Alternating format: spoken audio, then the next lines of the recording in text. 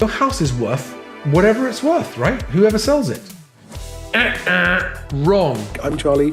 Welcome to Moving Home with Charlie, and thank you for coming. Charlie Landing grew up in Sussex, is the founder of Best Agent and presenter of Moving Home with Charlie. If you want to find one of these guys, look out for those compassionate professionals. All estate agents are not the same.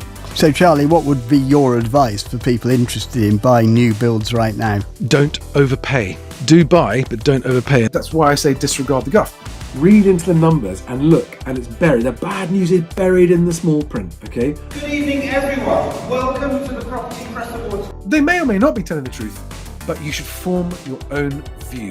Get out and view, get out and view, get out and view. You cannot be in a position to make offers and have the offers accepted if you're not viewing. Just be out there viewing. Pay attention to the back of the class. If you've not been watching my videos, I did one just a couple of days ago. Disregard the guff.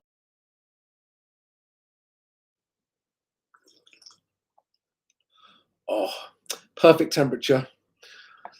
Great to kick off the live stream with a slurp of tea, as always. Good evening, everybody. I'm Charlie Landon. This is Moving Home with Charlie, and welcome to another live stream with another special guest from the moving industry. Now, it's been a while since I've had an agent on, and I'm really excited to have an estate agent at this particular time in the market when we're seeing the highest stock levels of unsold property for well over 10 years, rising stock levels, and more agents reporting it harder and harder to actually get properties sold. And as any of you who've watched my channel for a long time will know, one of my biggest objections about the moving industry is estate agents who deliberately overvalue. They come around to your house, they sit in your living room, and they look in the eye and go, "Oh, absolutely, Mr. and Mrs. Seller, we can definitely get you £1 billion for your home." What did the other guys say? Half a bit? No, we can get £1 billion, definitely. They're going to probably say 1.2 billion, but they're overvaluing. £1 billion is realistic for your home, and all you have to do is sign on the dotted line here, and everything's going to be great. And then that person disappears out of your living room with your signature on a piece of paper that is you signing a long sole agency exclusive contract to that agent, meaning that even when they can't sell your home and you realize, hang on a second, why have I got no viewings? Why is no one coming to see my house? Oh no, sorry, you've signed a contract with us and you now can't change to another estate agent for 6 months. Lexi Hensby is an agent who used to work at a company that used to do this, and so you're going to hear it from the horse's mouth, so to speak, and why she decided to give up, leave, and set up on her own as a result. It is a live Q&A, so those of you who are selling and what are your questions about your agent or about estate agents in general, put your questions in the live chat. We welcome all constructive challenges, no personal remarks, as always, please. Instant blocks for that.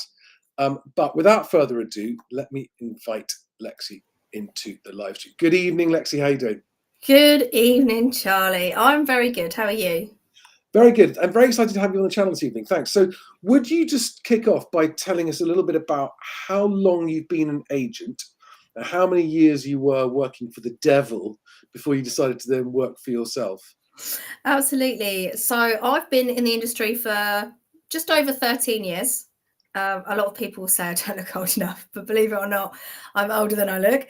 I started in property when I was 19 in lettings, transformed a little bit into sales, and then I was with corporate agents for majority of that, but I went self-employed 4 years ago. Okay. And whereabouts in the country are you? I'm based just outside of Ely in a tiny town called March in Cambridgeshire. Okay. And we had a discussion, I think it was yesterday, wasn't it? And we were talking about the market. Now, am I right that you're an agent that actually says, I won't take on any more than this number of listings at any one time, because that's the maximum I can comfortably service and give a good service to and guarantee service? And also you were telling me about how, again, when you take on property that's priced intelligently, you get competing buyers and you get stuff sold. Absolutely, yeah. I'm working with a capacity of 12 as my maximum. It's not always fully booked at 12. They will obviously fluctuate depending on how the market is, but I primarily recommend marketing strategies to my sellers depending on where they're pricing it, as long as they're being realistic, using an offers over strategy, which 99% of the time will then result in my client selling for much more than that marketing price. It's win-win, really. Now, I've been promoting this evening's live stream as Confessions of a Corporate Agent. And for the benefit, especially, imagine you're talking mostly now to first-time sellers who are serious sellers, as in they need to move. Moving isn't an option. They need to move. They need to get sold, whether it's because they're moving home or because of financial reasons. And these are sellers who've never heard my channel before and don't understand what overvaluing is, or why it matters, or why it's a risk, and they don't understand why corporate agents do it. Could you kick us off by just talking us through the corporate culture? No need to mention names of companies you worked at, but just explain what it was like in that environment as a corporate agent, and what was expected of you, of the valuation managers, etc. Yeah, of course. So my role primarily was very clearly stated: go and sign 10 contracts a week. It was basically just spelled out that this was the script that you follow when you go on your training, and you sit in front of the client and you try as you might to get out of them the figure that they are expecting to sell for, would like to sell for, where their expectations lie. And if you can get that magic number, agree with it. Agree with it. So just agree with whatever the seller says. Yeah. Even if you know it's unrealistic. Yeah. Okay, and then when they signed that those terms of business, what sort of exclusivity lock-in period were they signing for, and did they know? They did know. You did have to explicitly tell them at point of signing contract, but it was very much sort of brushed over, as you kind of go through it all. And it would range anywhere between 20 and 26 weeks, which is 5 to 6 and a bit months. You see, now any seller listening to this, if an agent asks you to sign a sole agency contract for 5 to 6 months, your first question should be, is that how long you need it for? Is it going to take that long to actually sell it? Right. Why do you need to tie me in for that long? I mean, there's the first red flag. Why would an agent need or want to tie you in for that long if they actually were confident that they could sell your home for you? Because a good agent, in my book, and I don't know if Lexi agrees with this, a really good agent that knows what they're doing will have your property under offer, right, as sale agreed price that you're happy with, having achieved competing bids, ideally, within 28 days. Yeah, I would say that's fair. There will be extenuating circumstances depending on how desirable a particular property is. But yes, and at the end of those 28 days, if the agent can't say that they've done X, Y, and Z to actively promote your property, what are they actually doing? Yeah, exactly. And I think, I mean, I'm looking at the numbers I've got on Best Agent of properties, unsold properties. It's about 4.5 unsold properties for every one that is under offer at the moment across England and Wales. And a lot of sellers are, and I really mean it, especially first-time sellers, are just sitting there wondering and waiting, not hearing anything from the agent, wondering what's going on. I hear that all the time. And I mean, in my view, even if there are extenuating circumstances, a good agent will call you up and say something's not right, and they'll be proactive and they'll talk to you about it. And of course, a lot of agents will just go, that's something else you can talk about, which was that you were targeted on price reductions. Yeah, so that's something you're never, ever told at point of signing contract. Is so my targets were broad all over the place. I had targets for everything coming out my ears. I was targeted on how many I would sign up. I'd have to reduce to. Now, bear in mind, I was not targeted to promote. I wasn't targeted to do viewings because that wasn't my job. I was merely targeted to reduce 2 properties a week that weren't selling. So I wouldn't go and sit in front of those clients and say, this is what I've done for you. I'd print off a Rightmove sheet. Go, this is how many people have clicked on it. But that's not promoting it. That's putting it on Rightmove. But I was also targeted to sell a certain amount of solicitor referrals that was purely just for referral income benefit. I was targeted to sign people up for mortgage appointments, regardless if they told me they didn't want a mortgage.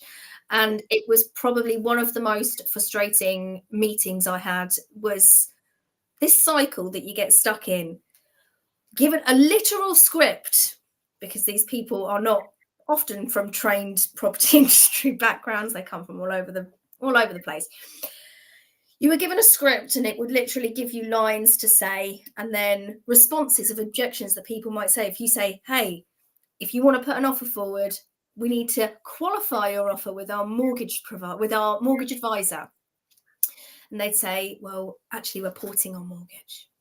Well, yes, but the client has specifically asked that we qualify you. Well, the reason your client specifically asked is because you worded it in a way that made it sound like nobody was going to be worth a penny if they didn't. And it's bollocks. Like they would tell you, somebody might say they're a cash buyer. We still need to qualify you. What a waste of time for everyone involved. And it just felt pushy. And I ended up just refusing to do it in the end. If somebody told me they were a cash buyer, I wouldn't do it. And I'd get in trouble over it. But I'm in the business of helping people, not forcing them to sign up to something that they quite clearly don't want. And there are agents I'm talking to at the moment who say that basically the market that they're working in is getting cornered by 3 large corporates. This is in a suburb of London, all of whom are doing exactly what you're saying. So they're all coming out with values that nothing's going to sell at. They're all just competing with each other to get the contract signed, and then competing with each other to sell mortgages and sell conveyancing referrals. And the incomes that they can make on those are so high that actually the selling fee is not as important to them as it is to an agent that just wants to sell your house for the sales fee.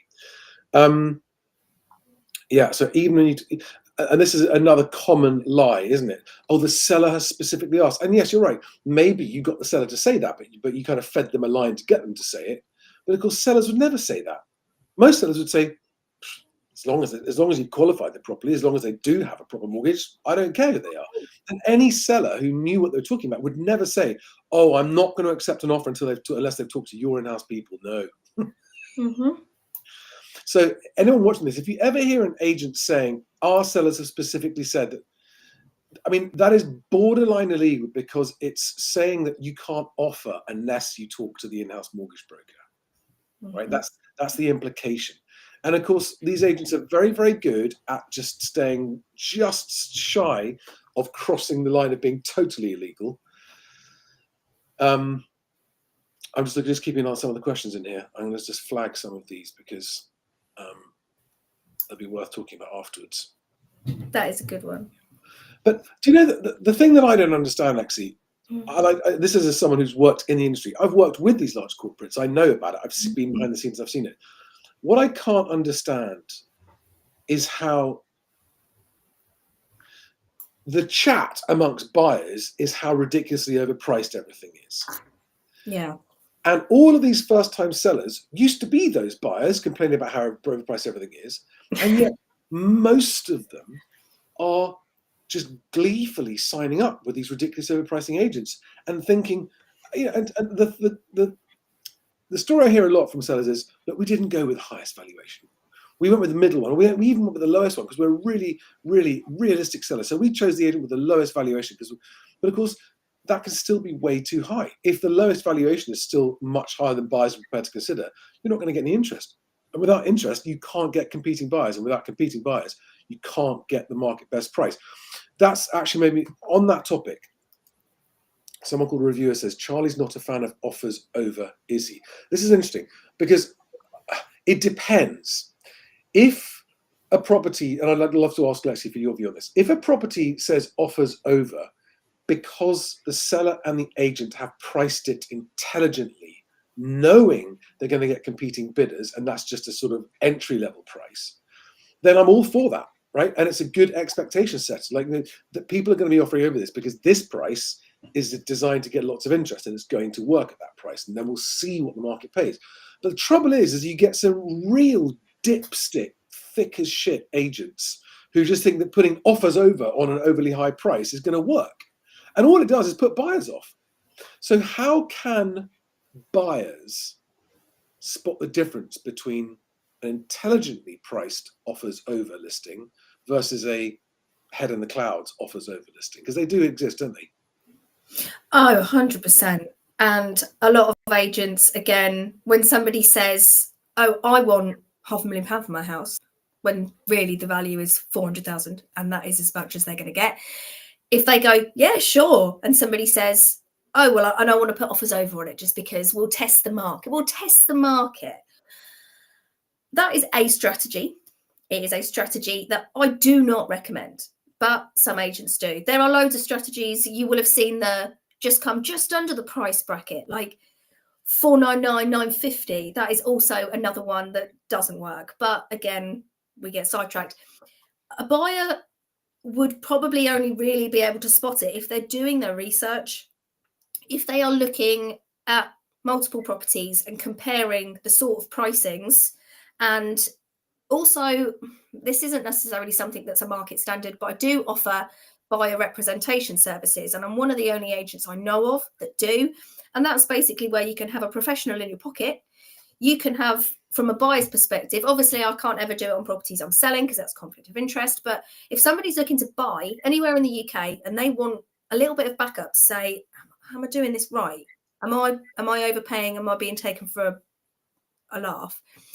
A professional can then do some market research, do their own valuation from the buyer's perspective and say, actually, the next door property sold last year for 30 grand less than that.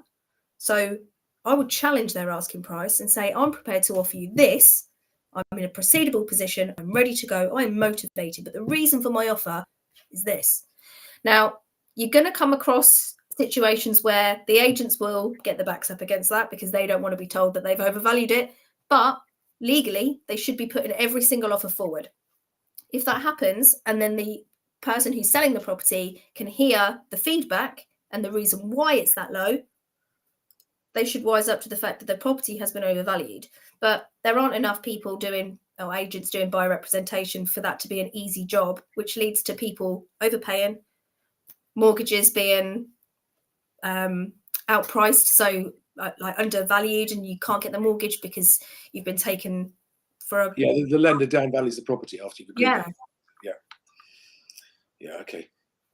There are people that don't like... I can see why buyers get tired of the offers over, guide price estimates, all these different terms that go along with prices. It's a bit bewildering and a bit confusing. It doesn't really mean anything because in the end, people are going to offer what they offer. It doesn't matter what it says on the ticket. And I tend to hear, on the one hand, sellers going, "Oh, can't stand it. Got no viewings. What have I done wrong?" By the way, people, if it's within 14 days, you've got a cooling off period. You can get out of it, right? If you signed up within 14, if you're watching this and you just signed a week ago and you realised, hang on a second, there's tumbleweed playing past my door, not a queue of buyers, you can get out of that contract in the first 14 days. But yeah, so sellers asking and expecting all this various stuff about pricing, and then buyers going, we find it bewildering. But again, when it's done properly, and this is the difference, and this is what's so hard for sellers to understand, how to find an agent. Because from the outside, if you're an uninitiated seller, all agents do look the same, sound the same, they look the same, they say the same things. It's incredibly difficult to actually pick out different agents as a seller. And so, I mean, that's something else I was going to ask you, which is, again, to sellers watching this and wondering, how do I go about avoiding the bad eggs? Because like so many of them seem to be bad eggs. What would you advise someone if they were choosing an agent in a town that you didn't know? So you didn't know any agents there, there's no one you could refer them to personally, but you knew that there was going to be a handful of corporates and a load of independents and some individuals, some self-employed agents. And of course, we both know, right, that in all of those different groups of agents, corporate agents, independent agents, and self-employed agents, you get good and bad, don't you? Yeah. Right? There are good and bad and all. So you can't just say, oh, don't go corporate, only go this, because that's sometimes you get terrible freelancer or individual agents, self-employed ones, and terrible independents who think that they're Foxtons, but they're just not. They're just following all the bad things that Foxtons do. This is a question I ask all agents that come on the channel, and it's always a difficult one to answer. But what would you say to those sellers about how to avoid getting stuck with the wrong agent? So I would definitely say do your research. Ask, get a variety of different ones. Get your corporate, get your independent, get your self-employed. As a whole, I would say your safest bet is always going to be someone who's self-employed, because that is their career. They don't have a salary that they can just sit back and take home. They are much more likely to go above and beyond, to show people around out of hours and to go that extra mile. But that said, you do get bad ones. You do get people that are lazy or that overstretch themselves and just have a huge amount of properties in the market. They can't physically ever deal with them. There are bad eggs. So have a look at how many they're handling, have a look at their track record, ask them questions about their success rate and their average sale price percentage. Ask them how long they want a contract for, and if they have a situation where a property is not selling, how do they deal with it? Ask them for information on how they justify the price. Do they come around in the valuation and they're just, or the market appraisal, and just walk around the house for 15 minutes and go, yeah, I reckon you can get this for it? Or do they actually show you data and proof to see where those figures and facts are coming from? Don't just listen to the first one that says the biggest number, because that is such a red flag. Yeah, Numbers great if they genuinely can get it. I have been the agent in the past that's come up with the highest valuation and achieved it. But if the proof is not there, there's a reason it's not there. Yeah. I've spoken to sellers who said that they've picked three. They've picked them carefully.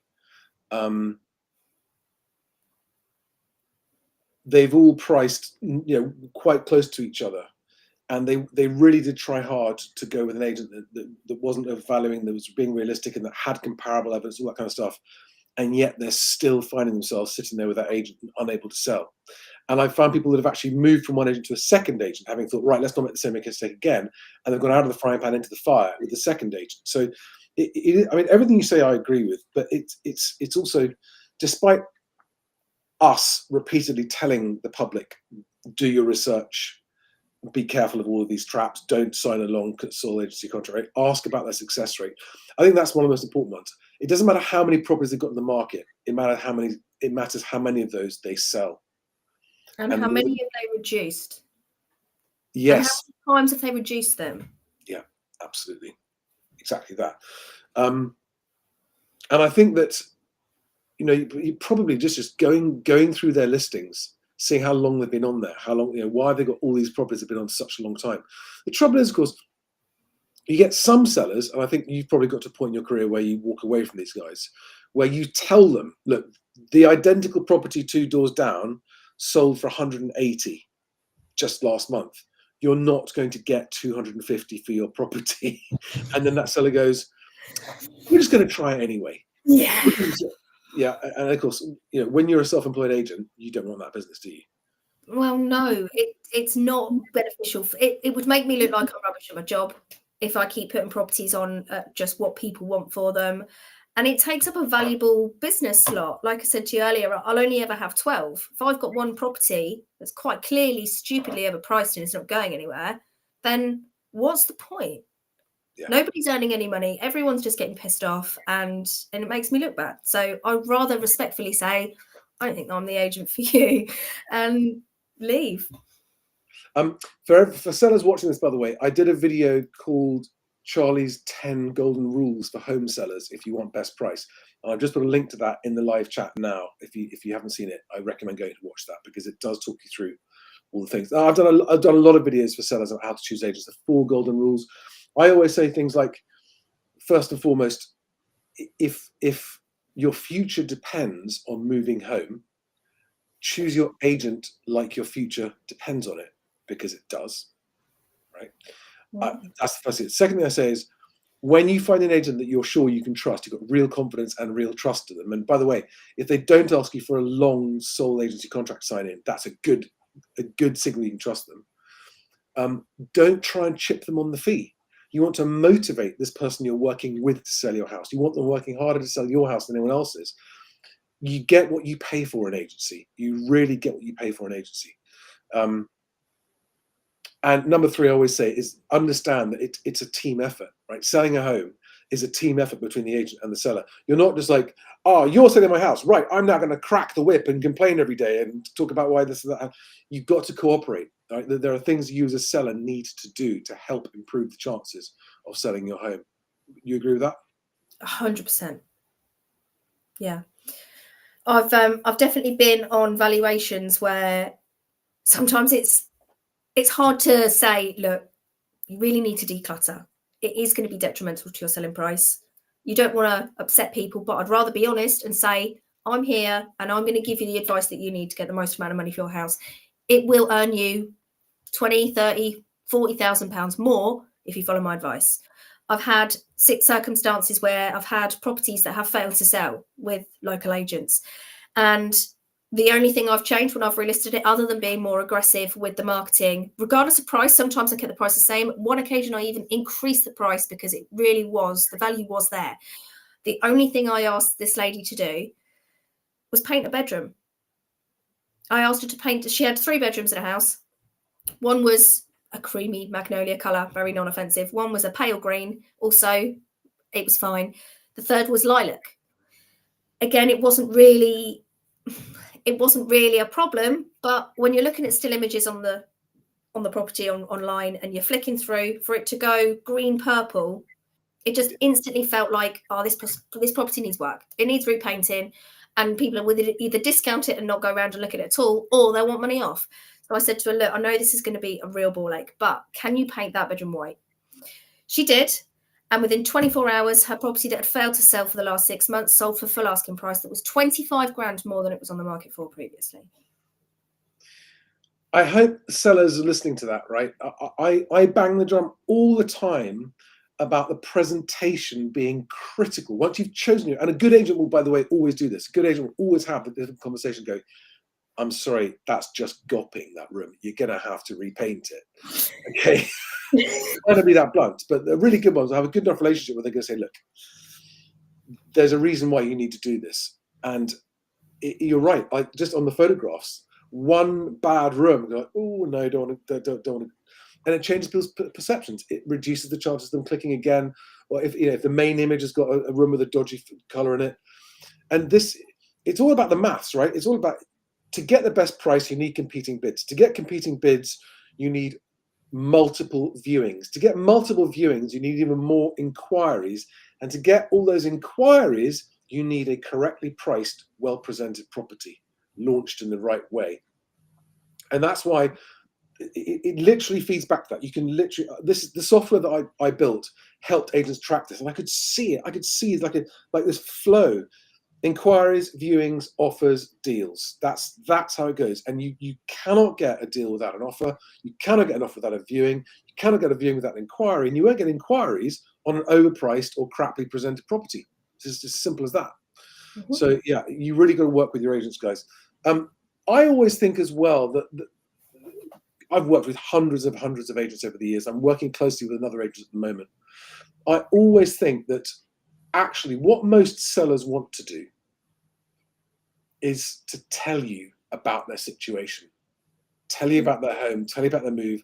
And what they really want is an agent that actually listens to them. And proves that they're listening by asking questions. Oh, right, okay, is that because this or is that because that? And it's genuine.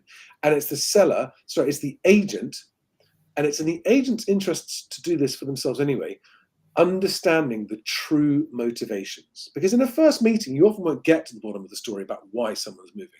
They'll give you the headline reason, but actually behind it, there can be very personal reasons. And I think that's a really important thing. And any seller that gets to the end of an appraisal meeting with an agent and thinks, God, that agent didn't just blind me with data about their business. They actually listened to me, and that makes me think that they care. I think that's a winning approach for agents. Got a few questions. You happy to take some questions? Yeah, I actually was going to see if it'd be okay to. Mike 13 asked a question about Rightmove and statistics. I'm guessing. Okay, let me put this on the screen. So Mike 13. Now listen, there's an audio only podcast of this, so I'm going to read it out. So Mike 13 on YouTube says, someone said one of the corporates moves the property to another branch on Rightmove.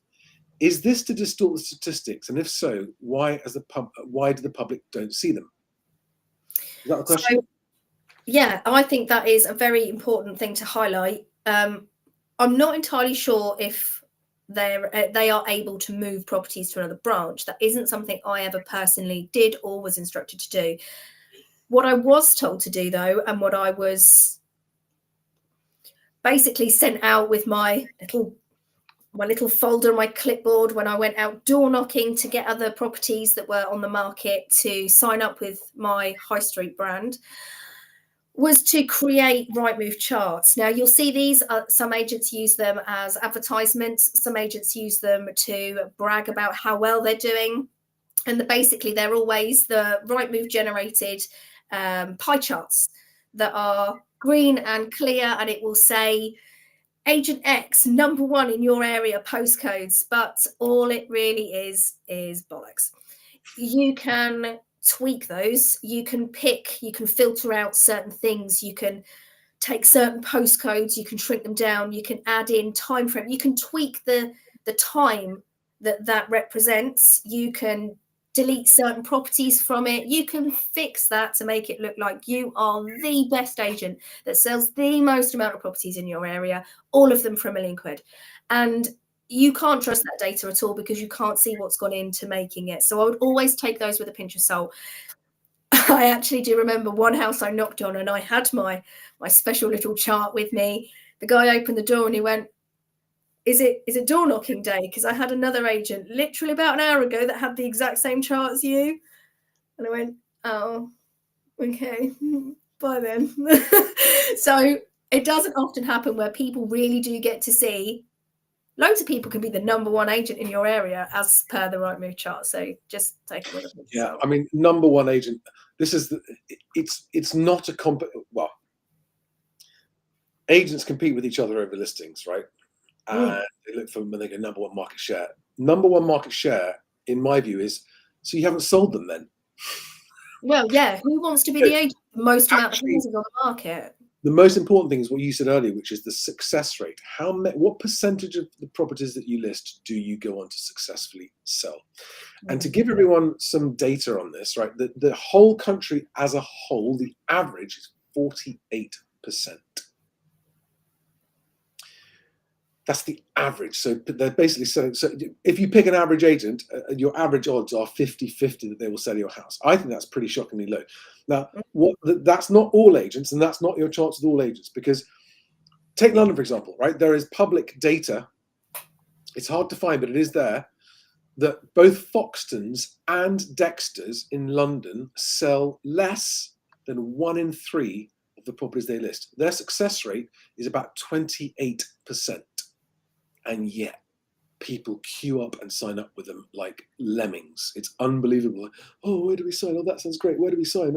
You know, the reason they've got these huge inventory lists of properties on is because of all the people who sign up to long sold agency contracts and don't sell. And if you are considering using a branch of Foxtons or Dexters or any other large corporate, and you're really impressed with that particular person who says, I'm going to be here, I'm going to be looking after your sale, because they do exist, right? There are some great agents in corporations, right? And occasionally you're going to meet one and go, I really like that person. I do want someone else that person.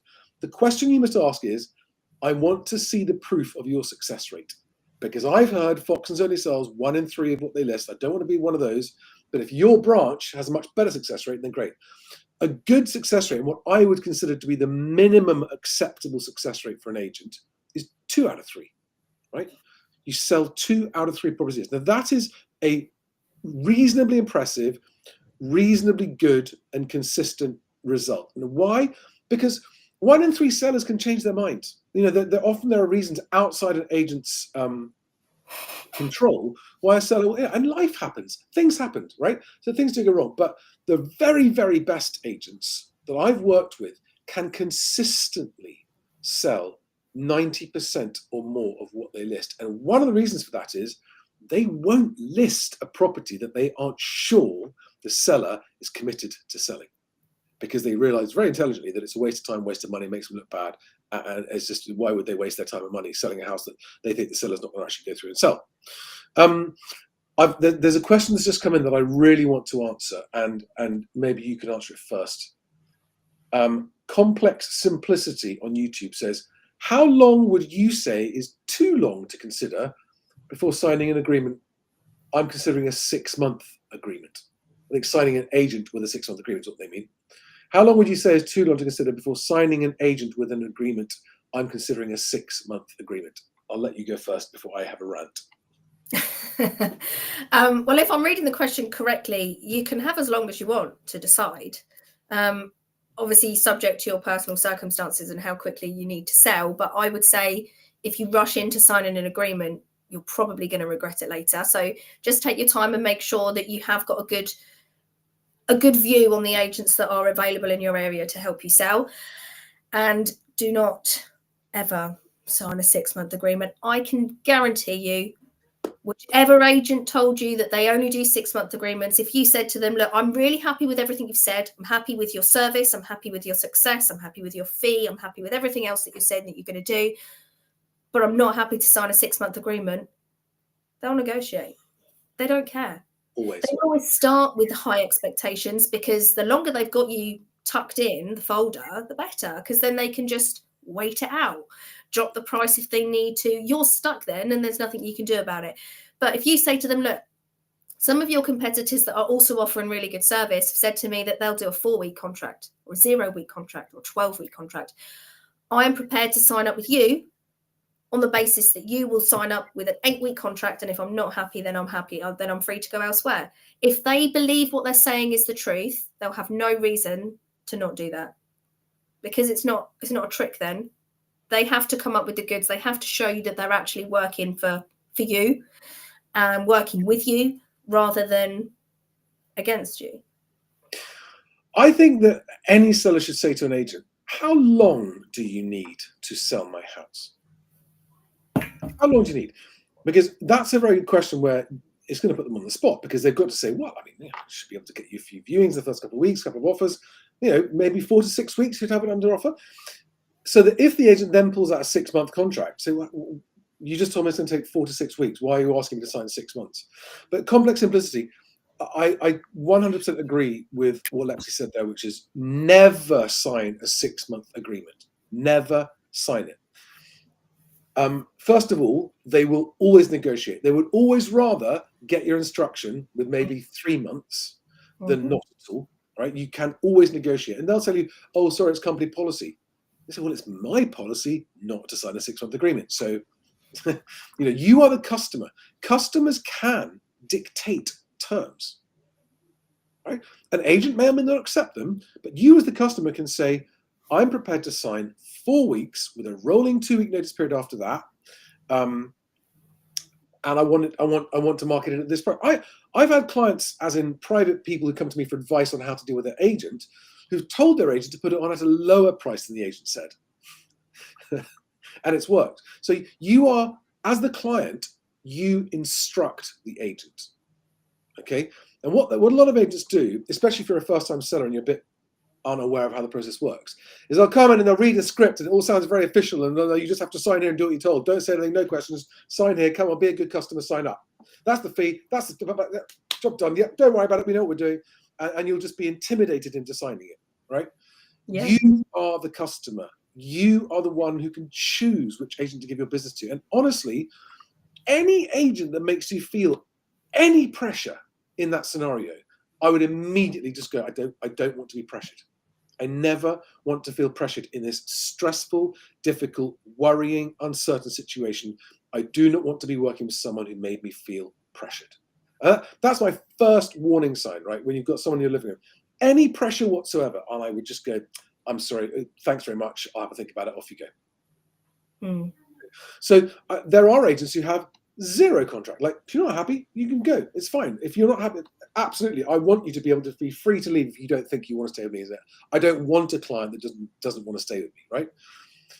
There are some, and this is where I think there is some balance justified, which is when there are sellers who get fixated on a price that they want, and they incorrectly believe that therefore they must set the asking price at that price that they want, and that they say to the agent, I will go on with you, Lexi, because I like your pitch, I like the service you're offering, I like the sound of what you're doing, but it must be at this price.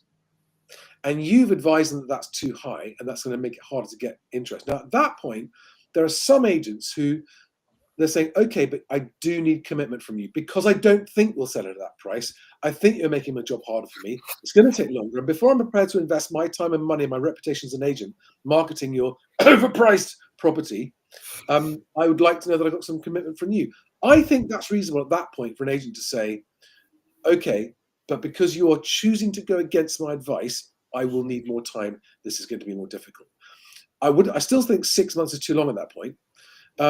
Unless, and again, this happens, I know this happens a lot. Some agents go, look, you're asking way, way too much. I don't know, maybe the market might eventually come up and rise to meet your price, but I don't think so.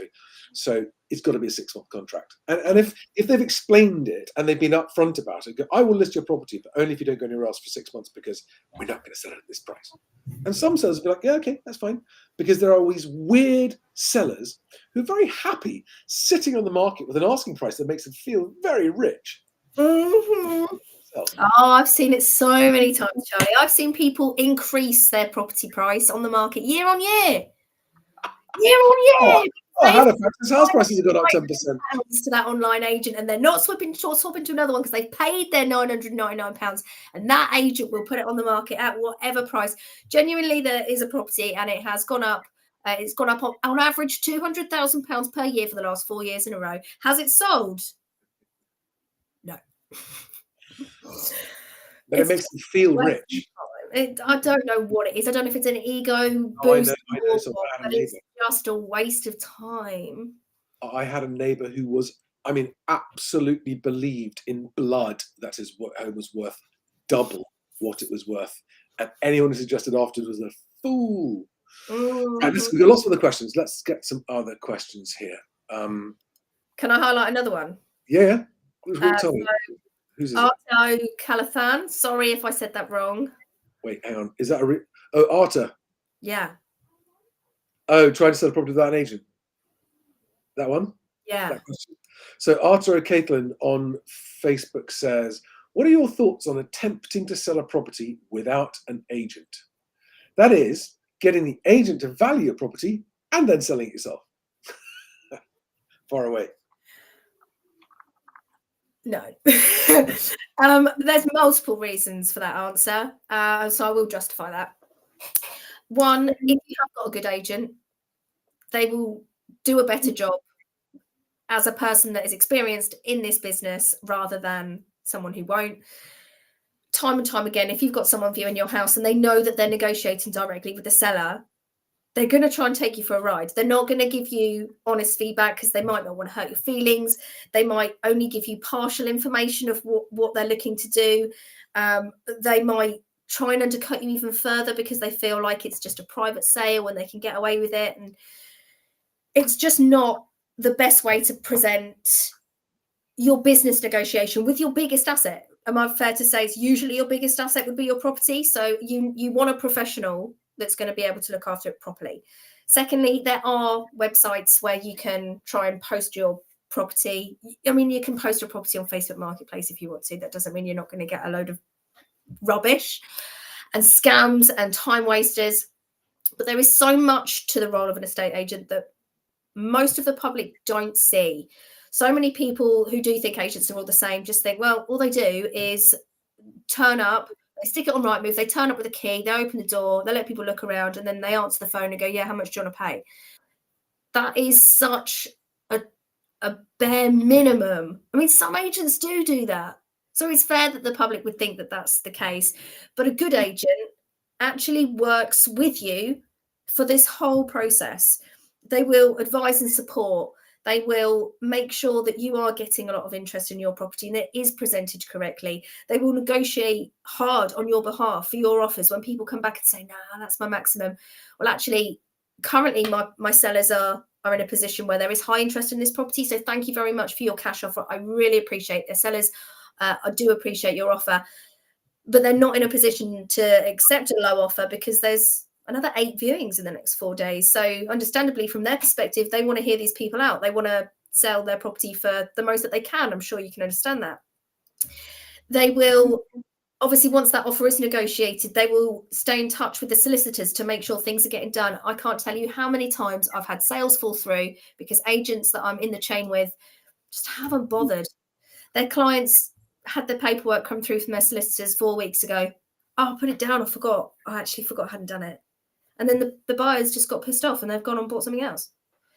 Purely because nobody chased it up. Now, some would say that was also the solicitor's job. I won't open that can of worms. But it is also the agent's job to keep everyone informed, to communicate, to get that sale through as smoothly as possible, to think outside the box.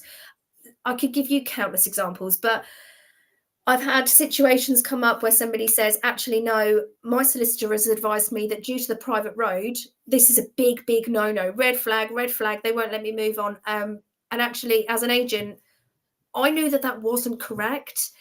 I didn't want to tell the solicitor that she was wrong. She was wrong because she hadn't looked at the plans correctly and she was informing her client wrong. So rather than just let that die dead in the water and that sale's gone, I consulted 2 other solicitors and asked them to give this client advice. She then realised when it was explained correctly to her why it wasn't actually a problem, because this was really common. Private roads are everywhere. She then changed solicitors, completed last week. It would not have gone through because if it had just been left like most agents when they are overworked, underpaid, underappreciated, couldn't care less. And they just don't have the time and effort to put into actually seeing it through. And it costs the sellers tens of thousands, if not no sale at all. I don't know if I've ever told you this, Lexi. I have to remind everyone from time to time. I started out in this industry with a website that could sell properties without estate agents back in 1999 called Property to Go, because I thought estate agents were a waste of time and a waste of money. Now that the internet was around, we didn't need them anymore. I started out genuinely thinking that just agents were only necessary because the internet wasn't there. But now the internet, so we don't need them anymore. And I mean, talk about fuck about and find out. I did find out. I really did. I find it amazing. So I understand people who think that, selling a house is easy. It's just easy. You couldn't be more wrong. I mean, you couldn't be more wrong about. And people say, okay, there are occasional rare exceptions, right? There are certain very unusual exceptions where you can sell a house yourself privately if you know what you're doing. And you've got lots of commercial experience of dealing with solicitors and other parties and negotiating, and perhaps if you've been an agent, there are. But generally speaking, if you've never been involved in it before, you don't know what you don't know, and you won't see the warning signs of things coming on to derail your sale. And when agents deal with buyers all day, every day, they spot the flaky buyers a mile away. They spot the early telling signs that someone's pulling out of a deal. So many reasons. Is it possible? Yes. Typically, you'll also sell at too low a price if you sell it on your own. You might say you got the price you wanted. That's great. Could you have got a lot more? Probably. So where does that leave you? Anyway, lots of other questions. I want to get through as many as I can. So if I'm going to put these questions to you, Lexi, and let's just try and do them quite briefly, not too long if possible. Thomas Moran from because it's lovely to get into these conversations on these questions, but we've got I want to answer. Says, around my area of North Norfolk, a high proportion of the houses for sale under 180,000 are auction properties. Is this happening everywhere? Yes, but it doesn't mean it's right. I will keep this brief. Another one of my targets at Corporate Agent was they merged with a company called I'm Sold, which is an auction site. I was targeted to list 2 of my weekly listings with I Am Sold because I'd got paid more for it. Well, I would. So they're an auction house, right? Yes. Modern method of auction? Absolutely. It was the same thing every time. The quote, so listen out for this exact line, because this is exactly what I was told to say. Mr. Seller, what is the most important thing to you? Time or money? That was what I was told. And if they said, well, I'm in a position where the longer this takes, the more it's going to cost me. What you need, Mr. Seller, is to sell with modern method of auction. You'll still sell for the market value, but bonus, you don't pay me a fee, but you will. It's in the fine print. It's just, yeah, we won't go into now, but yeah, avoid modern method of auction. Thanks Yeah. for that. 360 Picture UK, who is a photographer for estate agents, says, loving this video. As a photographer, I always advise the vendor during the booking phone call. So you're in advance, you talk to them to declutter, clear the kitchen countertops, remove toiletries and things hanging on the back of the doors. Another thing people don't know is I actually ran a very large team of property photographers in London in the early 2000s. We would shoot up to 100 listings a day. So we were taking somewhere between 1,000 and 1,500 photographs, probably photographs a day for high-end agents, and so much effort went into the dressing and preparing the photographs. It made a huge difference.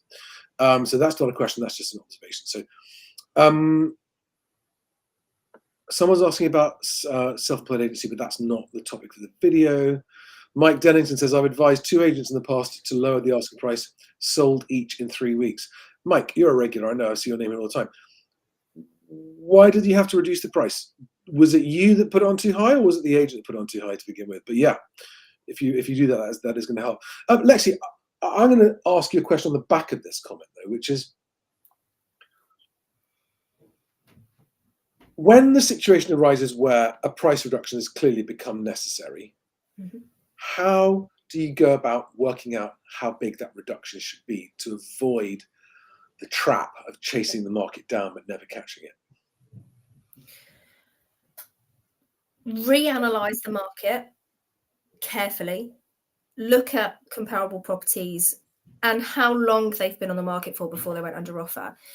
Look at the finer details of how closely they compare to your property and, more importantly, their actual sold completed prices.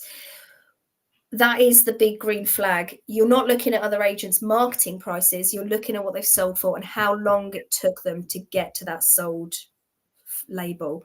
And then there should be a good amount of information that your agent can give you to justify how well they've promoted your property through various different channels, not just Rightmove. Have they used all of the portals online? Have they used social media? How much have they actually pushed your property? And they will have all of that data if they have done it. They should be able to provide you with that before talking about a reduction. Thank you. Now, Complex Simplicity, that's the person who asked about signing a 6-month agreement, says, thank you both, much appreciated. This has been very eye-opening. Excellent. That's what I like to hear. I really like to hear it's making a difference. I love hearing that. Valma Hiblin on YouTube says, buying and selling properties is not my forte, but how do you change a seller's mind when the property is overpriced? A friend needs to sell, but even I know it's priced too high. Oh, God. It's good market research. It's the same thing, isn't it? Yeah, it's not, it's the same answer again, yeah. It's not me that values a property. No agent can come and tell you the value of your property. The market will decide the value of the property. So if you are looking, well, this information is much easier for agents to access with their different Rightmove logons, but it doesn't mean that it's unavailable to the general public. You can value your own property if you do the same research that an agent is doing. Look at your local area, look at similar properties to yours. If you've got a 3-bed semi-Victorian property in good condition, do a search of the local area and what those types of properties have been on the market for. Have they sold or have they sat there stagnant? If they have, what does that tell you? If they've sold, you're probably going to sell for that. There's the land registry price paid data. And I'm just going to show you. So Best Agent, which is my property website, right? I'm going to put this on the screen. I'd love to actually be curious to know your comments on it, Lexi. Sorry, one second.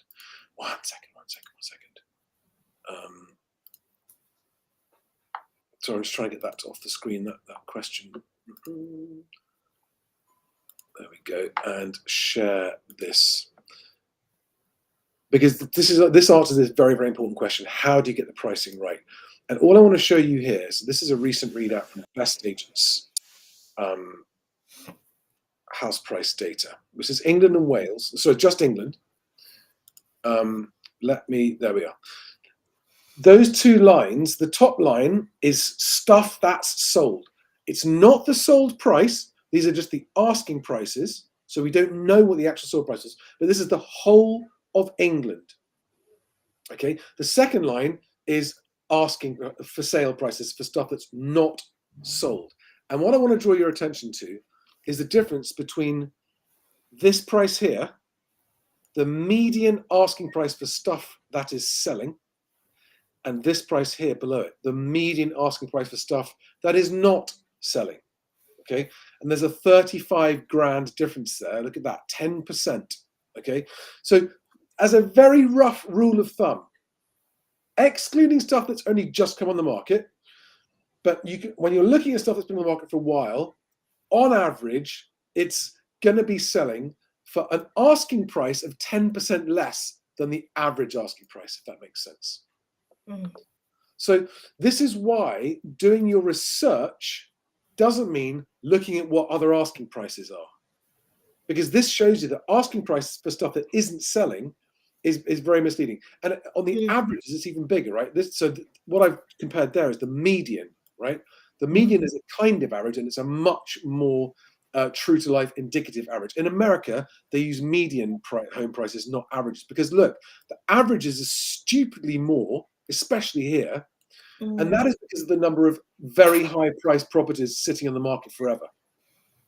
You know, properties in the millions sitting there, they yank the average up in a way that the median doesn't get affected by those very, very high priced properties that aren't selling. Okay, which is why there's this huge difference between the average asking price of stuff that is sold or under offer, and it's, what is that, 85 grand more asking price of stuff that's not selling on average. Okay, so just look at the very, very big difference. And right now, 4.4 for sale properties to every one sold. So this is the only housing market price data. It's asking prices only. I want to make very, very clear about that. It's only asking prices, but where we include the actual number of homes in that calculation, right?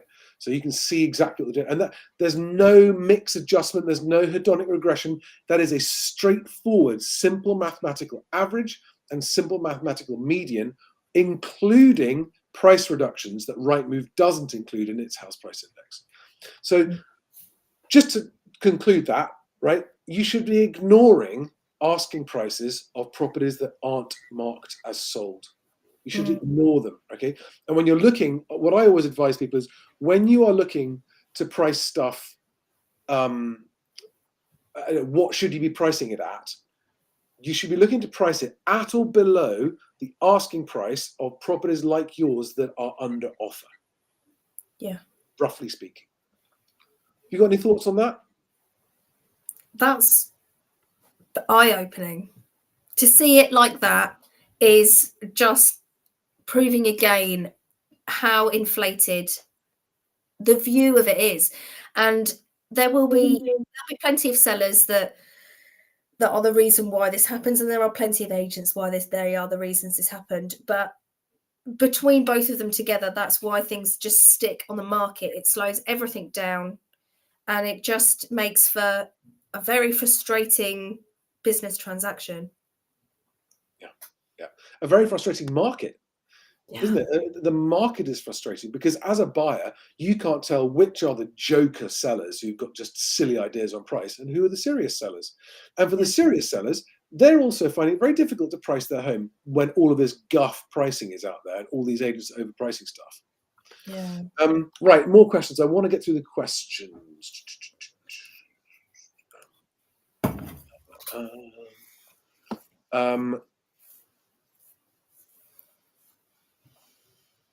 New user 263 asks, after putting in an offer, how long should you wait before you contact the estate agent for an update?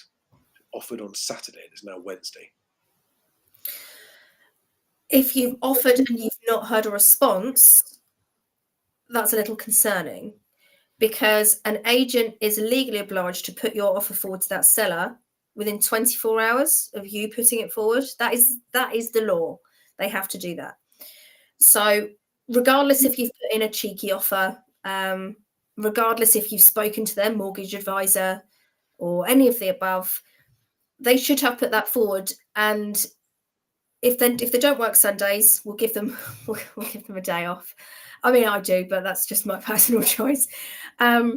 then I would be calling them Monday lunchtime saying, can you please give me the update on the response to my offer? And they should give it to you. If they don't, there's no real reason as to why they wouldn't be able to tell you what they've said.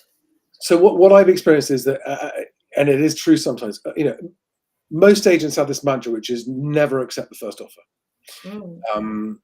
Standard negotiation, and that's why I advise buyers who follow me to don't put in a lower offer if you kick yourself for missing out on the property. Right? Always offer the maximum you'd be prepared to pay to ensure you give yourself the best chance of getting the property and don't lose that to someone else. That's why I always say maximum comfortable price, first and final offer, in writing, with your mortgage in principle, with your conveyancer, with your search ready to buy, gold-plated offer. And it's a yes or no, yes or no. But what a lot of agents will do, just for buyers, and to see if Lexi agrees with this or not, is they'll go quiet and wait. Now, there might be a few reasons, but one of the reasons is they often know that buyers who are nervous that there's someone else is offering will actually come back and increase their offer before they've even heard back on the first one. They'll be like, oh, we've offered too low, let's get back, let's increase it. And that does happen. You do get buyers who will come back and put their offer up just because they haven't heard back, and basically they're blinking first, right? I think what it's okay to do straight away is ask for acknowledgement of the offer being received. It's very, very important. When you send your offer in, which you should always do by email, not by phone, because then you can't get manipulated on the phone. Make sure you ask in that email for an immediate, just acknowledgement of receipt, just so that you know they've received your offer. It's very important, because then that's your evidence if they don't put the offer forward to the seller, which bad agents sometimes won't do for all kinds of reasons we won't get into in this video. But the other thing that also I would do is if the offer that you've made is, let's say, it's a bit below what the seller was hoping for, and you're not taking the mickey with it, but it's perhaps a disappointing offer. Sometimes sellers need time to process it. Sometimes they just need to go and talk to their family, think it through. If it's a probate sale, talk to the siblings. They're all at work. They can't talk that easily. It just takes a few days for them to talk to each other and come to a decision. So that's why I always say that unless you think there's an urgency, and unless the agent's putting urgency on it, I wouldn't chase them for 7 days. But if you haven't heard after 7 days, I'd say just double checking you've put the offer forward to could you just confirm the seller has received my offer? So immediately say, please acknowledge receipt of it straight away. And they should say, yep, we've got the offer, right? And if you don't hear after 7 days, that's how long I would wait. After 7 days, I would then say, could you please confirm that my offer was given to the seller? That's all I would, as a nudge. I wouldn't wait that long. I would say, as a buyer, you hold the cards as much as the seller does. You want something they've got, but they want to sell it. So I personally wouldn't wait 7 days. I would ring them on that Monday and I would say, hiya, just following up, put that offer forward. Can you confirm the seller's got it? If they said to me, yeah, put it forward, and I'm waiting for them to come back to me, give me a reason. That's fine. I'll be patient. If you say to me, look, as your offer was 15% below the asking price, or it was 10 grand below the asking, whatever, understandably, they're looking to move on. They're looking to buy a property onwards, and they're not saying flat out no. They're just considering, can they actually buy on if they sell at X price? If they can, they may be in a position to consider your offer and move forward, but they need to kind of find their feet. Okay, all right. As a buyer, I'd accept that and I'd be patient. But if you leave someone hanging, they're not going to know what's going on. The buyer could well then withdraw their offer, continue looking, find something else, get fed up of being left in the dark. I wouldn't want to be left thinking, I don't know where I stand for a whole week. Well, we've got another question on this topic here from Leonie Stevenson, who's watching on X, who says, hi, Charlie, I made an offer for a property through our solicitors on Monday. It's now Wednesday. We set out that we don't have a property to sell and have a mortgage in principle. The property's been on the market since August and the sellers have dropped the property price twice. I offered 7% less than the asking price, but it was rejected. Do you think the agents definitely shared it with the sellers? Also, we are thinking about making another offer. How long do you think I should wait for making another offer? So I always think that if you have any doubt about the agents sharing it with the sellers, that's probably an instinct you should follow up on, and you should ask for confirmation that the sellers, right? If your gut feelers don't know if they've told it, and there are agents who won't tell a seller about an offer that's disappointingly low. They put their pride before a fall. It's really silly. There are agents that do that. But if Leonie, your name is I don't recognise it, so if you might be new to the channel, but my advice I always give is this is why you don't go in with a lower offer and then go up with a higher offer, because you're now entering into a negotiation which agents will usually win because they do it all day, every day. It's why, unlike what Lexi just advised, which is ring the agent, I always say don't ring the agent, because if you are an underexperienced negotiator and you ring up a person who over the phone will FOMO you into offering more than you want, right? Because that's what you guys do. You're very good at it. That's your job. This is why I say to buyers, make your first and final offer, your maximum comfortable price by email, because then it's a yes or a no, and you don't even enter into the whole negotiation nightmare of manipulation of FOMO. Oh, we've got other offers. I wouldn't wait. Would you agree, Lexi? If you've got another offer to make, there's no point in waiting. There's nothing to be gained from waiting. Yeah, no, I do agree. I know there are buyers that would be like, oh, but we could have bought it for £5,000 less. Yeah, but you could have lost it for £5,000 less. Yeah. If you're serious and you want to buy that house, first and foremost, again, it kind of brings us full circle back to the reason I like offers over. I very clearly state it to the buyers and the sellers. This is not to create an all-out bidding war. I say to my interested parties every single time, this is a marketing strategy to get my motivated sellers where they want to be without messing around and wasting time. So I have got lots of interest. I have got lots of people that are going to put offers forward. Tell me what you're prepared to put on the table and I'll put it forward, because there won't be time for backwards and forwards. And I cannot tell you how many times people have missed out for the sake of £1,000. If you're prepared to pay it, tell me now. I will put your offer on the table along with your position, which is important. And the sellers will get to choose. It is the seller's decision, and give them all the information that they need to have. They will make the right decision. I have a mantra, which is, it's about the move, not the money. And I have so many friends in agency who for years, and they just go, oh God, like the number one regret we hear from buyers was, I wish we'd offered. We would have paid the price it went to the other buyer for. No one ever regretted, because no one ever bought a place and then went, oh God, I'm sure we could have got it for £5,000 less. I mean, they might think that, but you don't kick yourself as much because you won't know. Whereas if you offer 245 and someone else offers 250 and they get it and you would have paid 250, you do know that you've missed out on that property by not offering the first price. Now, this is not advice if you are an investor or a landlord or a developer, then you're into hard negotiations. It's different. But if you are trying to secure a home to live in and go to work from and bring a family up in, you won't remember 10 years from now what you paid for the house, right? And like, saying a grand here, a grand there is tempting, but it's a false economy. And honestly, it is the most common regret from buyers. I wish I'd offered what it sold for because I would have paid that. Yeah. And it's such a disappointing thing. Lots of other good questions still coming in. I'm gonna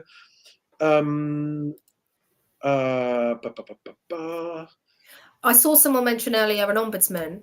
I don't know if every seller knows that there is actually someone that you can go to if you feel like your agent is not representing you fairly, or if somebody is not putting your offers forward or not giving you a fair chance. You can actually go to the property ombudsman, who is an organisation that regulates the behaviour of agents. I'm just seeing this, yeah. So all estate agents by law must be a member of a property ombudsman. There are only two. There's the property ombudsman and there's the property redress scheme. And it will say on their website, they are legally required to put on their website which one they're a member of. And when you go to their website, they will tell you that you must first make a complaint to the agent in writing and say, this is my complaint.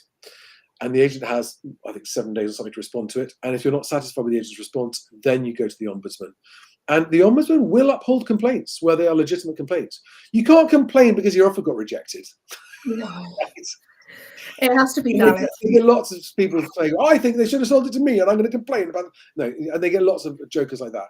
But where there is real wrong being done, they do take action. They do fine the agents, and in the worst case scenario, they will actually ban the agents from practicing.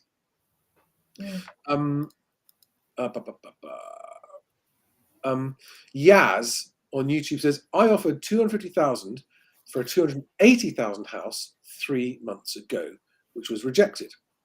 The most expensive house on the street sold for 220,000. Will the estate agent entertain my offer again? Potentially. I think what she's saying is, do you think it's worth? Should she, if the house is still for sale, is it worth her resubmitting that offer? Yes. Yeah, I would agree with that. The seller's position may have changed. Yeah, exactly. They do. This is the thing a lot of buyers don't realise, right? Those properties sitting up on websites on the internet with prices, they aren't just sitting there in static circumstances. All sellers need to, for the ones who are actually going to move, they need to move, and time passes by, tends to increase their motivation sometimes. MP says that is why you shouldn't always go with the agent with the lowest commission. You should never go with the agent with the lowest commission for 2 reasons. First of all, you get what you pay for, right? And you pay peanuts, you get monkeys. But secondly, if an agent can't even negotiate their own fee, how do you expect them to negotiate the price of your house? Yeah. It's like them saying, "Hey, look, use me. I'm really crap at negotiating. I'll sell anything as cheap as I can." That's who you want selling your house. If you go with a cheap agent, never do that. This is a great question. XR2828, who is a regular, says, how do you deal with agents who conditionally sell? Yes, it's illegal, but many Connell's artists still do it and won't put offers forward or recommend not to proceed unless you see their in-house services. So I think he's asking, he or she, I don't know, is asking for advice on when you're a buyer and you know you're being conditionally sold to, but you don't want to scupper your chances of getting that home. It's a horrible situation. What would you advise a buyer? I would probably advise, it may be slightly unconventional, but if I was genuinely a buyer who genuinely wanted to buy a house and I felt like my offer was not being put forward because I hadn't spoken to somebody, I would approach the seller.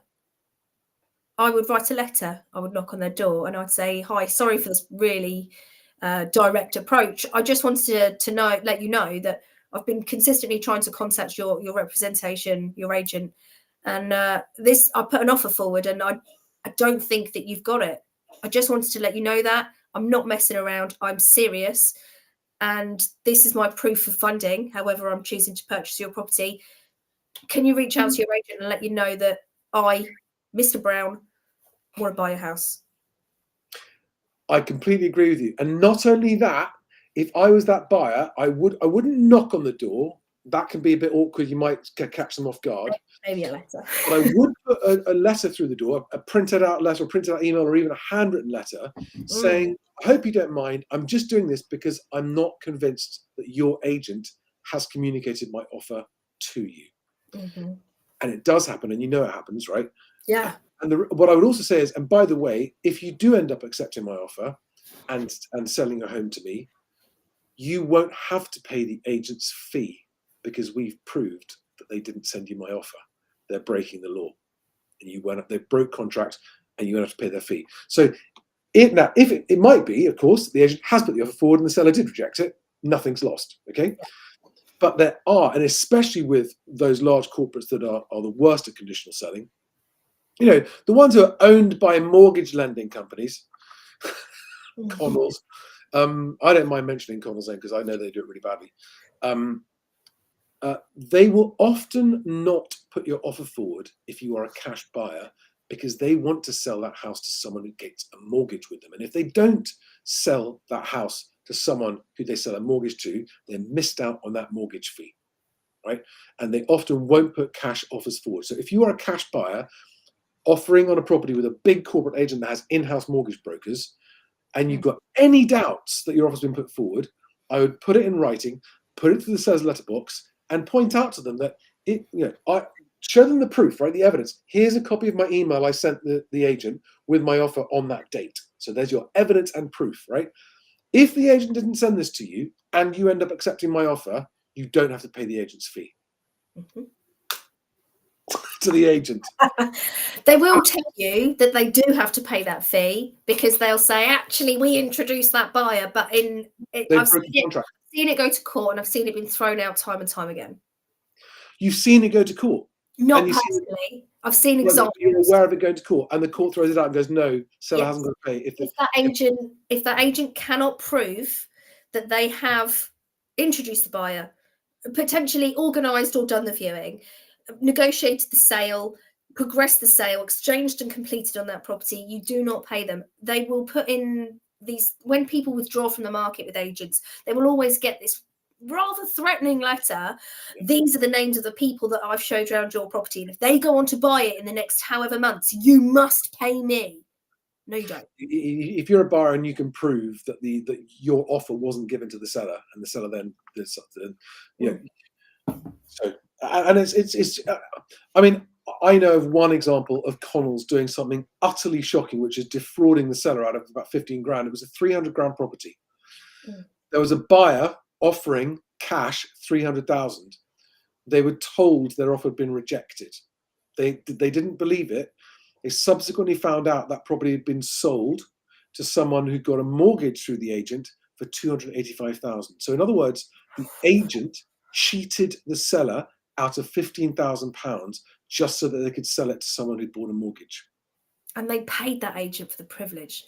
I mean, that to me is tantamount to theft. It's theft, it's fraud, it's criminal, right? Absolutely. Absolutely shocking, but nobody will sue them. Nobody wants to sue them. Everybody thinks, oh, you can't sue a big company. I promise you, anyone listening to this who might be in that situation, the courts do not care how big or small either party is. The only difference it makes is to the budget you've got for a lawyer. But if you have cold, hard proof of breach of contract or fraud or whatever the situation might be, the court will find in your favor no matter how good the other side's lawyers are. The other side's lawyers might wrap you up in all kinds of technicalities and stuff, but when it boils down to it, and I know this because I once had to sue Foxtons, right? When I was a tiny, small startup, and they did a trademark infringement. Foxtons is a huge, multi-billion-pound company, right? And they were threatening my livelihood because they were infringing on a copyright, a trademark that I was using.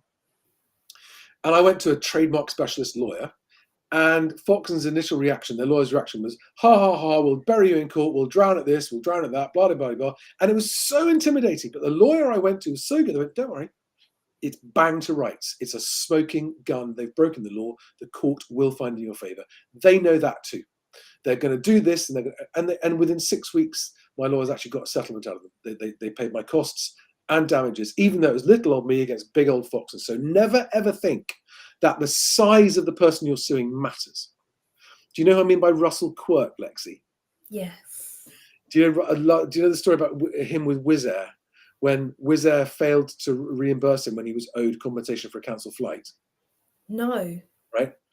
So anyone who's owed money, and where there's legal proof showing there is a amount. So he went to court, he got a county court judgment, right? They ignored him. He took the county court judgment to bailiffs. The bailiffs got a possession order and turned up at the airport and impounded one of their planes. Wow. And Wizz Air they got lots of bad publicity. They had to pay thousands. I mean, the initial payout would have been like whatever, just a few £100 or something, right? They had to pay legal costs, bailiff costs, the attendance fees, all of it. Never think you're too small to take someone to court when they've broken the law, right? It's much more doable than you think. It's a pain in the bum. It costs a bit of time and it can cost a little bit of money, but not too much. But just filing a court claim against someone, which you can do online for not much money yourself, will usually trigger a settlement if they are in the wrong. Yeah. Anyway, sorry, there's a bit of free legal advice for everybody. I'm not a lawyer. It's not advice. It's just actual experiences that I've had. Guys, we've been going for an hour and 20 minutes. We've still got questions coming in. Are you happy to keep going a bit longer, or do you need to wrap up? No, I'm all right. Yeah, okay. Okay, going back to your why can't people sell a house without an agent? Arta is back saying, well, doesn't the seller know more about their house than an agent does? Arthur, you're missing the point. The job of an estate agent is not to sell a house. The job of an estate agent is to facilitate the transaction, right?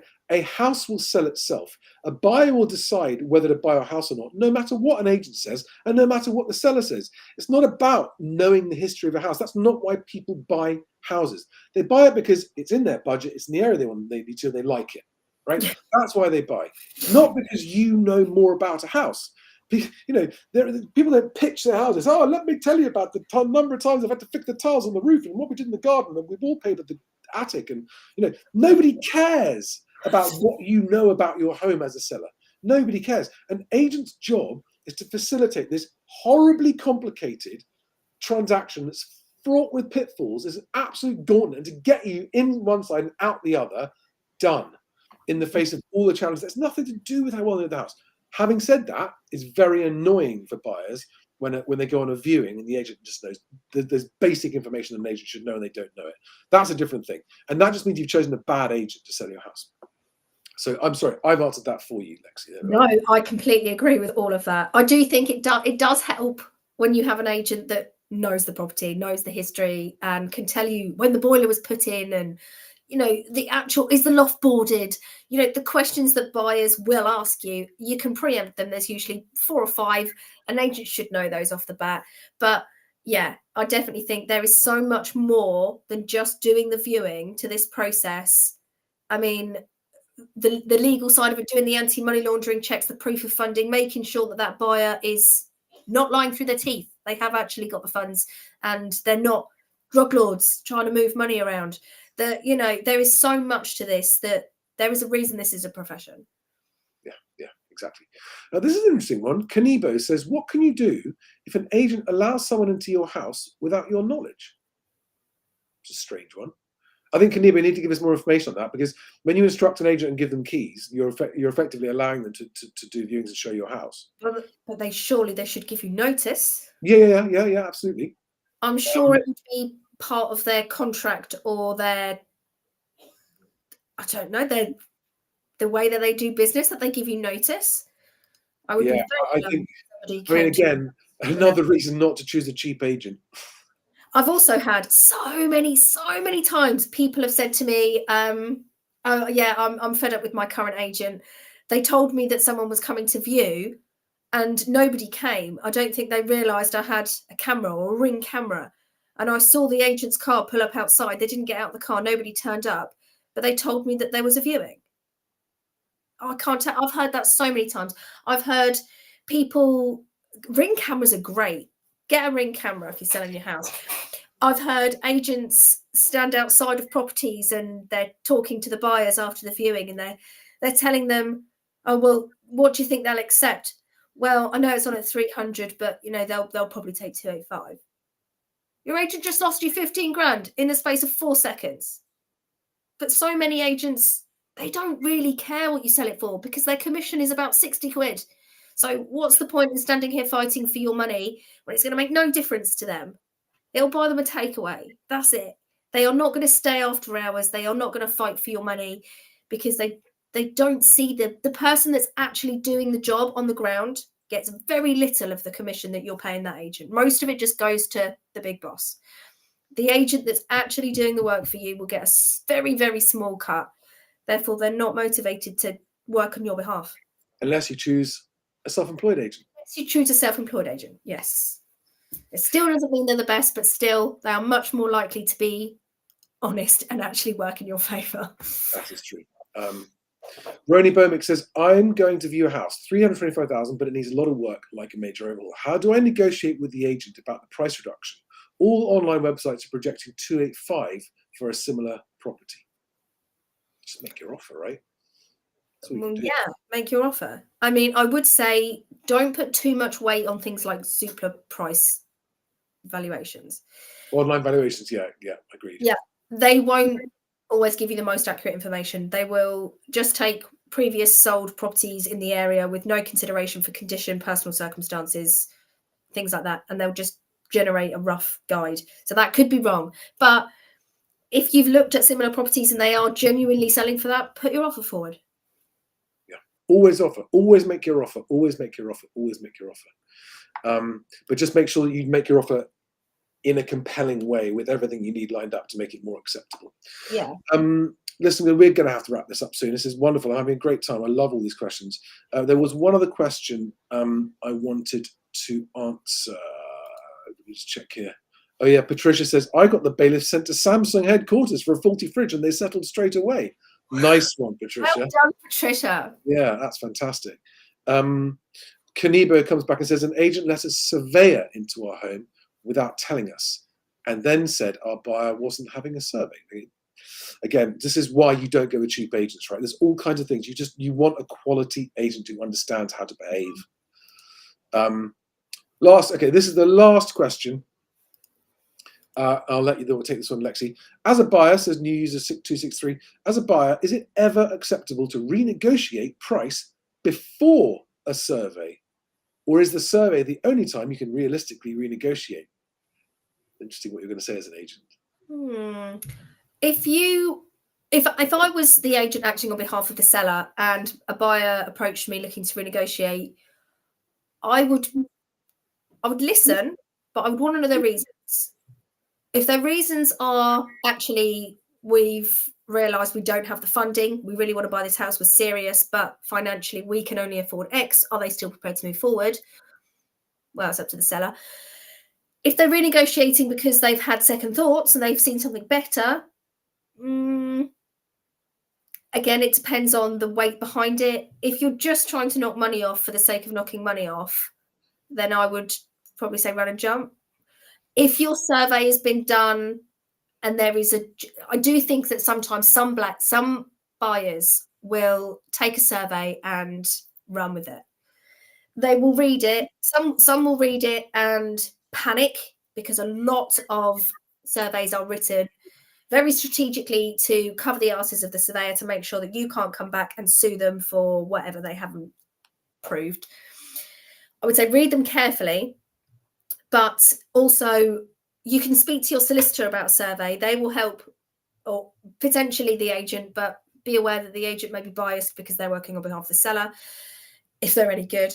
But if there is a genuine reason of work that needs to be done to accommodate the reasons why you're purchasing it, if it needs damp-proof course, if it needs the conservatory to be underpinned because it's falling away from the house, if it needs X, Y, and Z, that's a fair reason to negotiate. But some buyers will just take the piss, and it's a fine line. Tony G says, an agent told me the seller had given them power to reject all offers under a certain price. Does the agent still have to pass on the offer? So this is another one of those perfect examples where they've brushed over it. Oh, Mr. Seller, do you agree that if somebody comes on with a silly offer of under 500 that you don't even want to hear it? Yes, and they tick a box on the contract. That can be correct, but it's still bollocks. Still put your offer forward. My advice to all sellers would be, no, I want to hear about every offer. Yes, but I want to know about every offer. It is put forward in that way. So I'm not saying that whoever's been told that agent hasn't necessarily lied, but they would have twisted the truth, and they're not working on behalf of the seller if they do that. Yeah, exactly. Right, guys, I have just put in the live chat there a link to a video I did called When and How to Renegotiate Your Home Purchase, which I did quite a while ago, but it still stands the test of time. If you are new here and you're a buyer, then please make sure you check out my offer email template. Every day I get feedback from it. It's used thousands and thousands and thousands. It's been used tens of thousands of times in total. It's amazing. It's the most viewed page on my MHWC website is the offer email for first-time buyers. The first-time buyer offer email letter. If you just search MHWC offer email, on any search engine, you'll find it. There's a video on the page that explains how to use it. There's a whole template. You can copy and paste the text, or you can open it in a Google document. It's all there. It's all free to use. Use it, because a well-presented offer has a much higher chance of the agent recommending it to the seller and saying, I recommend you take this offer because it's ready to go. All right. other than that, Lexi, where can everyone find you? I have put a link to your website and your Instagram in the description below. Where can people find you?